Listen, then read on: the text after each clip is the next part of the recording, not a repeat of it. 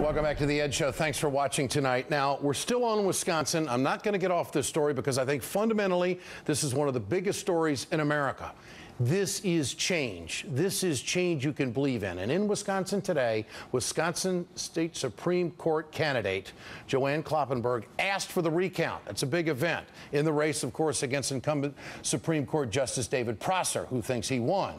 And the fight to recall Wisconsin senators, I tell you, it is still heating up and very alive. Democrats have enough signatures to force a recall election on a fifth Republican state senator, Alberta Darling.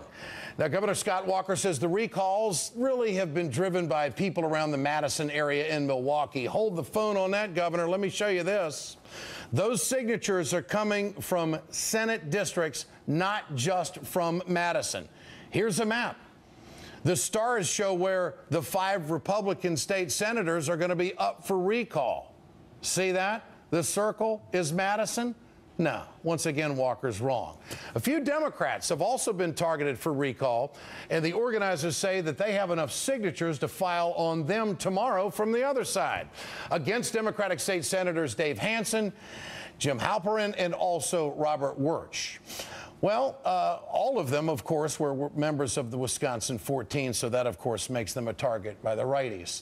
Let's bring in co-founder of the Progressive Change Campaign Committee, Adam Green, who has been boots on the ground and delivered a lot of infrastructure to all of this in the state of Wisconsin and has a lot of members of his group in Wisconsin. 5 Republicans facing recall so far. Adam, is this a good number? And may I ask, why not all 8? What do you think? It's a fantastic number. There are about 6 prime targets, 5 down, 1 to go, and then 2 bonus targets. Folks in deeply conservative districts, but where it looks actually attainable that we can recall them. It's a great sign of momentum, absolutely. And as you said, I want to thank all of our 25,000 members on the ground in Wisconsin who have really been volunteering hard for this effort. What resources is it going to take? What kind of an effort is it going to take to finish the job? Now, on some of the Democratic senators that you're supporting and, of course, wanting to get a recall on the Republicans, there have been enough signatures in beyond to get verified. So we know that there's going to be at least 5 elections. But what kind of resources are going to be put in this to finish the job, to fight off the Kochs? Well, millions of dollars. Our organization, together with Democracy for America, has already raised over $800,000 and spent that money on TV ads. The TV ad, of course, being at recalltherepublicans.com. We're running it every week. Other groups, labor organizations, other grassroots organizations are very involved in this fight. And of course, thousands of local Wisconsinites are volunteering and chipping in for the cause. Now, I would point out one thing regarding the Republican effort to recall Democratic senators. There's actually going to be a really important conference call that the local Democratic Party State Party Chair Mike Tate is holding tomorrow morning at 10:30 Eastern, 9:30 local in Wisconsin.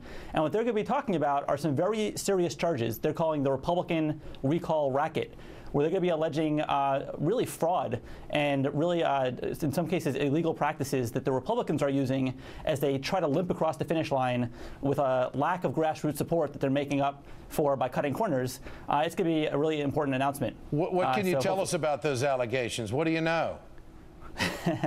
Well, it spans the gamut from having convicted felons out there trying to collect signatures. But the thing that I'm actually more concerned about is the outright fraud. Someone from the state party was talking to me tonight saying that in one case, they would say, hey, do you support Dave Hansen, who's the Democratic senator? Want to see him on the ballot? Sign here. Now, of course, want to see him on the ballot is code for want to recall him, but it doesn't sound like that when you say, do you support Dave Hansen? That's an outright example of fraud. Lots of reports across the state have been coming in, and that is a stark contrast to the genuine grassroots effort that has been on our side to recall the Republicans. And what about these 3 Democrats that are being targeted by the Republicans? Is there a chance that they could be recalled? Are they in danger of losing their seat, in your opinion? Well, again, is there a chance if it gets to a ballot? Well, absolutely. But step 1 is making sure that no fraud is used to prompt a recall. And then step 2 is really the grassroots campaign, and that's where we have a huge advantage. We saw after the Scott Walker incident, the Supreme Court candidate on the Democratic side jumped 30 points in the polls. That was a reflection of real grassroots energy on the ground. The Republicans don't have that. My prediction is that we'll recall at least 6 Republicans. We have 2 bonus shots, and I don't think they'll recall any Democrats. And what has Scott Walker been doing all along? I mean, sources have told me that he's working over a lot of Republicans around the country to raise money to defend the shakedown.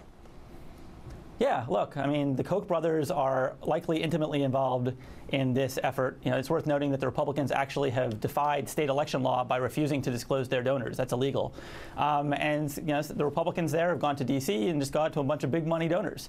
And again, in stark contrast, there have been grassroots contributions coming from around Wisconsin and the country to fund the Democratic effort. So this is people power versus corporate power, and we're going to win. It is a story to follow, no doubt, and one that every American should pay attention to. Adam Green, good to have you with us tonight. Thanks so much.